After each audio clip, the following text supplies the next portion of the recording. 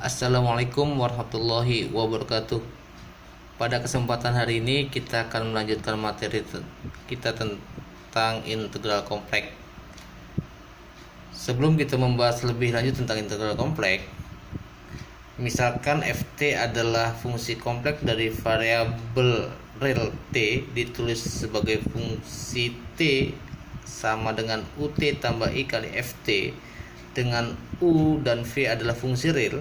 Jika u dan v kontinu pada interval tertutup dari mulai a sampai dengan b, maka integral ft dt dengan batas bawah a dan batas atas b sama dengan integral ut dt dengan batas bawah a dan batas bawah b ditambah i integral uvt dt dengan batas bawah a dan batas atas b. Sifat-sifat integral pada bilangan kompleks silahkan Anda pelajari apa yang terkandung dalam sifat-sifat integral pada bilangan kompleks, dan pembuktiannya silahkan Anda pelajari sendiri.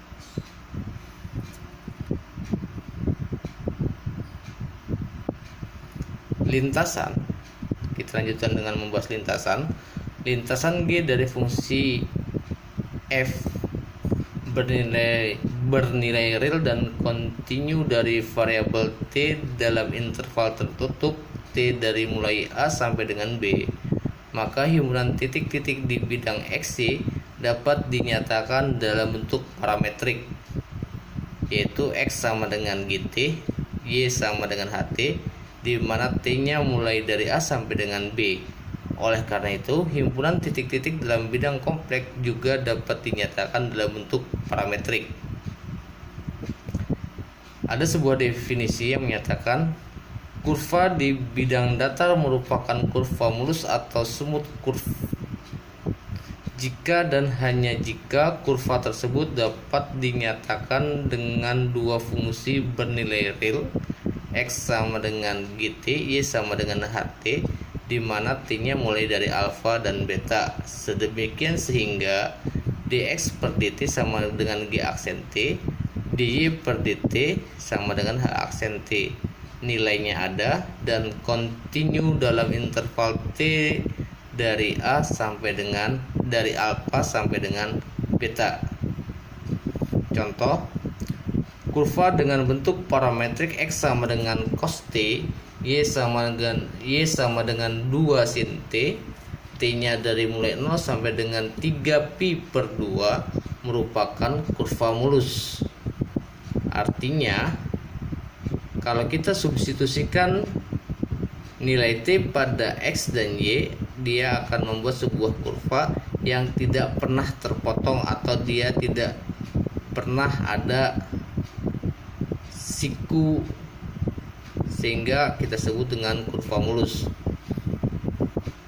Jika C merupakan kurva mulus dengan bentuk parametrik x sama dengan gt dan y sama dengan ht dengan t dari alfa sama dengan beta, maka titik pada C yang berpadan dengan t sama dengan alfa kita sebut dengan titik awal C, dan titik pada C yang berpadan dengan t sama dengan beta kita sebut dengan titik akhir C.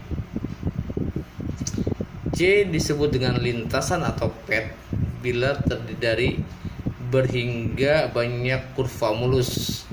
C sama dengan C1 ditambah C2 ditambah C sampai dengan Cn dengan C1 sampai dengan Cn merupakan kurva mulus. Lintasan pada integral fungsi kompleks berperan sebagai selang pengintegralan dalam integral fungsi real dari satu variabel.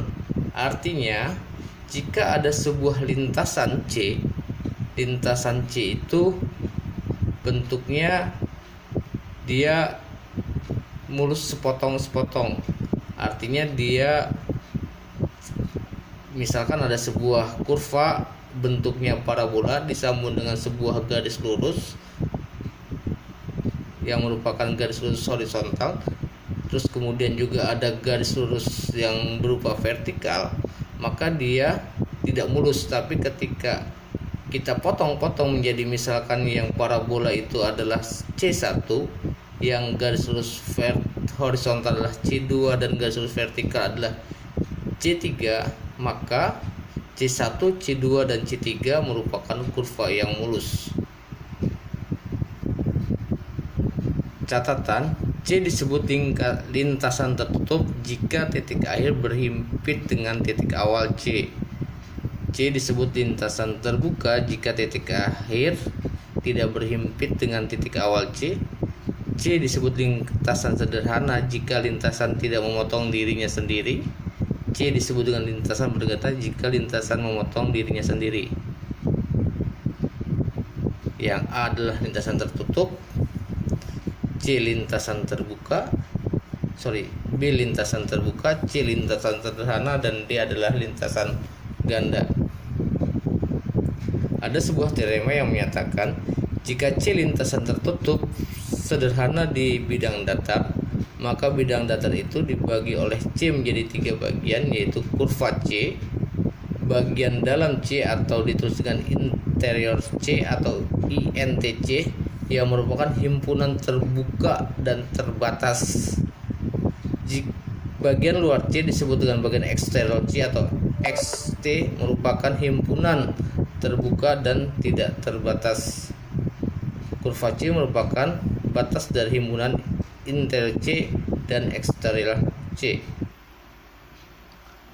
Selanjutnya, misalkan kurva mulus disajikan dalam bentuk X sama dengan GT, Y sama dengan HT, T mulai dari A sampai dengan B atau mulai dari alfa sampai dengan beta, GT dan HT kontinu di kurva tersebut, G aksen dan H aksen kontinu pada kurva tersebut, mempunyai arah dari titik awal A, GA dan HA ke titik akhir B, GB, HB, dan PXY suatu fungsi yang terdefinisi di C.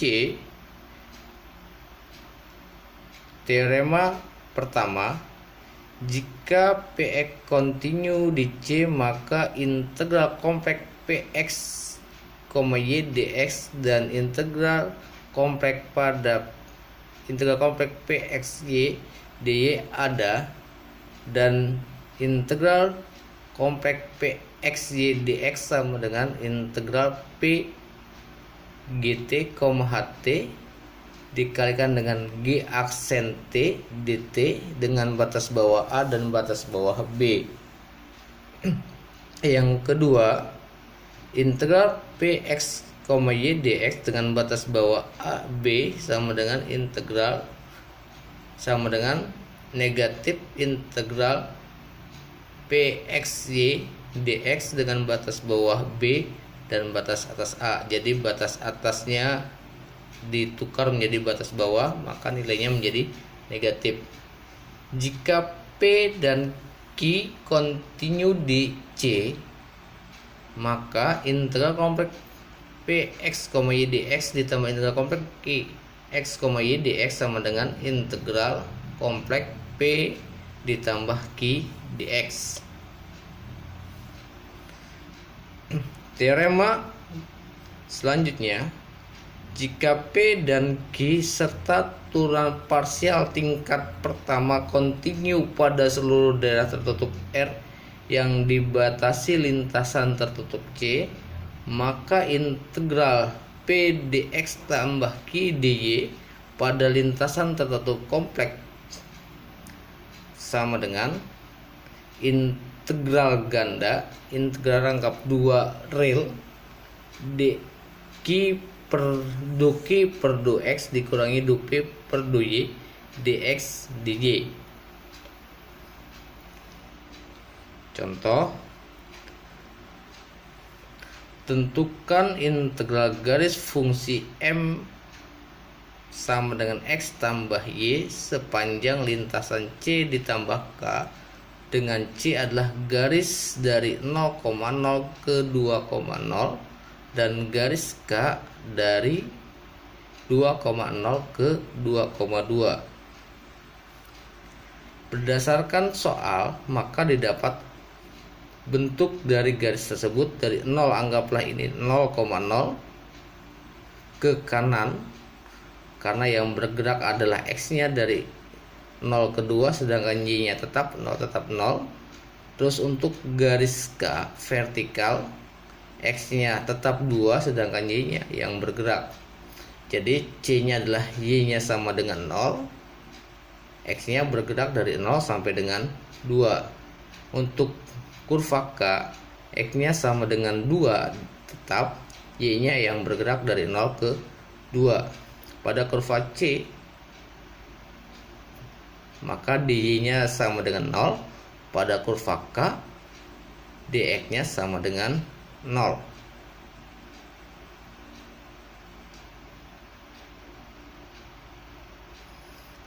Saya ulangi, pada kurva C, dy-nya sama dengan 0 karena dia tidak bergerak, dan pada kurva K, dx-nya sama dengan 0 karena x-nya tidak bergerak. Maka integral pada kurva C ditambah K sama dengan mx, y dx sama dengan integral. Kita bagi dua bagian, pertama pada kurva C dan kedua pada kurva K ke dx, diintegralkan terhadap x. Maka karena pada kurva K nilai dx-nya sama dengan 0, maka hasilnya yang bergerak adalah pada x ditambah y pada dx pada kurva C. Sedangkan di sini kita tahu x-nya y-nya sama dengan 0, maka integral ini setelah dihitung menjadi hasilnya adalah 2. Integral x dx berarti setengah x kuadrat dengan batas bawah 0 dan batas atas 2. Setelah dihitung mendapatkan hasil 2. Sedangkan pada dy diintegralkan terhadap dy, maka yang bergerak adalah y-nya, maka nilai kurva C sama dengan 0. Maka yang bergerak adalah K-nya, X ditambah Y, X-nya 2 ditambah Y, setelah dihitung mendapatkan hasil 6. Selanjutnya ada di video kedua.